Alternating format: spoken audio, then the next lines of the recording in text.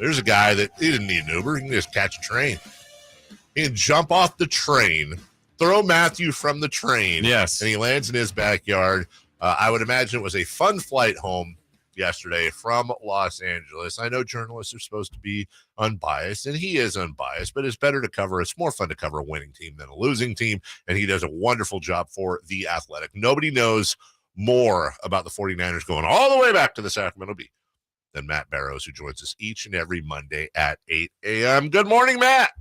Morning, guys. How are you? Great. Just enjoying a big fat glass of Ramatussin, because that's what it seems like for the 49ers. That's the big spoonful they need anytime they're not feeling great. And now this roller coaster, remember, they were terrible. It was horrible. Jimmy Garoppolo sucks. Everybody sucks. That was last week. And now, you know what? Here we come. Get healthy. It's Super Bowl time. Yes, it vacillates wildly from fire Shanahan, fire everyone to, I wonder if I should make Super Bowl plans in February. And, I mean, it's wide-eyed optimism today because they go on their bye. They're going to get some healthy guys back, some big-time players back, perhaps even Arik Armstead, who's probably the biggest of the bunch, him and Deebo Samuel. And, the rest of the schedule looks good as well. And you've got this new piece that just came out on fire. I mean, what is Christian McCaffrey going to do for an encore against the Chargers? Because it seems like he's already done everything so far. And obviously everybody knew that Christian McCaffrey was good, Matt. But, I mean, we joked, Dave and I, last week, Kyle Shanahan said he's opened up all of the playbook. Okay, well, what is that going to mean? Well, I think we saw a sliver of what that could be. Did he even exceed maybe even the expectations of what the Niners thought he could be? Yeah, for sure. And it's really sort of bringing out Kyle Shanahan's creativity, too. Because now you've got, I mean, on the first snap of the game, you had Jeff Wilson in there. He's the usual starter, but you also had Christian McCaffrey. I mean, I can't remember a time when the 49ers were trotting out two tailbacks. And so what happened on that play is McCaffrey went out, started in the backfield, and then moved to slot, went out for a pass. Two Rams followed him. And so Jimmy Garoppolo threw the ball to Jeff Wilson, who's a pretty good receiver in its own right. And then Wilson, acted as a fullback on some plays. And this is just the beginning. So you could see that when Christian McCaffrey is on the field, he draws a lot of eyeballs. And, that happened with George Kittle on one play. It happened on Ray McLeod with one play. It just opens up everything, not just for the offense, not just for Garoppolo, throwing checkdowns to Christian McCaffrey. That was a big thing, too. But it's opening up things for other players as well. And this was a game where Deebo Samuel didn't even play. So, that creative element, I think, is only going to grow over the next few games. Matt Barrows with us. And speaking of the next few games, I am curious what you think, look into your crystal ball. Jeff Wilson Jr. sounds like there's some interest around the league. I read somewhere, perhaps it was you, saying that the rumor is John Lynch wants to at least recoup one of those picks he gave up for Christian McCaffrey. Elijah Mitchell comes back. Do you see either or both of those guys, Wilson and Mitchell, as part of the Niners' future, or do you think they're going to try to recoup some picks or get some stuff for both of them? Well, they're definitely listening to all these things. I mean, yesterday's game told me, though, that Shanahan loves this idea of Wilson and McCaffrey in the same backfield. And I thought, going into that game, okay, Elijah Mitchell's coming back. They really trust him. He brings a speed, a toughness element. If there's going to be a duo, it's going to be Mitchell and McCaffrey. Now I'm not so sure. I mean, I really think Shanahan was just very pleased with what he could do with both Wilson, who's a good receiver, probably a better receiver than Mitchell, and McCaffrey on the field at the same time. I think Jimmy Garoppolo likes that. He likes the short, quick throws. He's good at those. So this is a long way of saying, Dave, I don't know. I don't know the answer. My guess is that neither guy gets traded. But I also don't know how you juggle three tailbacks, and this is on a team that spent a third-round pick on Ty Davis-Price. Mm-hmm. So how do you work him in too? So if they did lose a veteran, I would say it's either Mitchell or Wilson.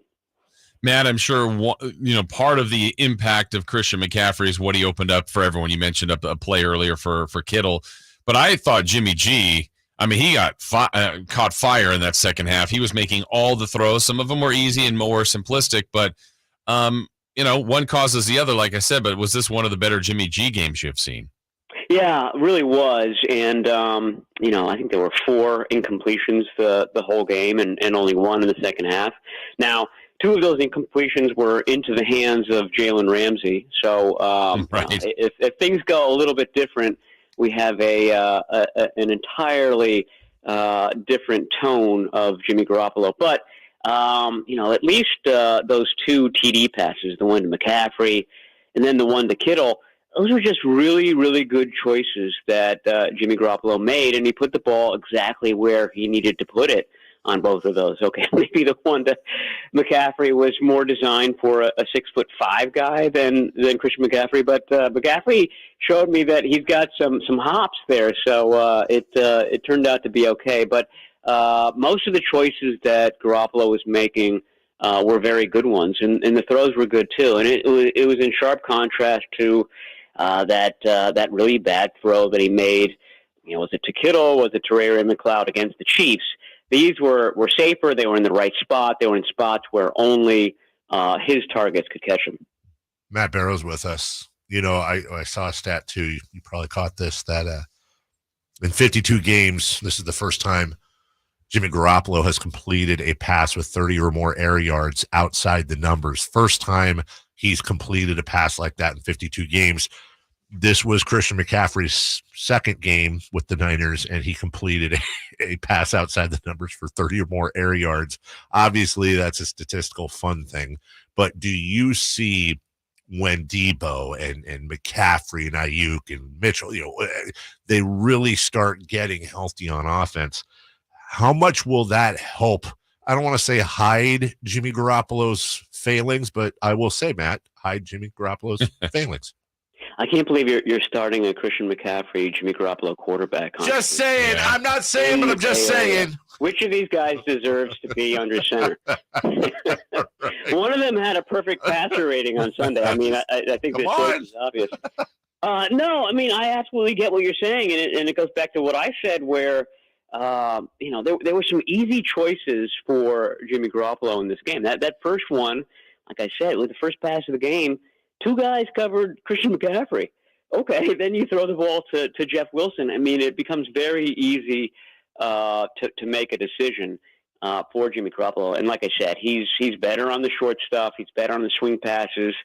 That was an element that it's so absurd to say this, but for years and years, Garoppolo and Shanahan had no sort of blitz beater, no quick outlet coming out of the backfield. Remember how excited Shanahan was to get Jerick McKinnon in free agency back in 2018. I just remember a press conference, a free agency press conference. It was in March, where Shanahan just was over the moon on all the possibilities that McKinnon, a good runner and an even better pass catcher out of the backfield, could bring him.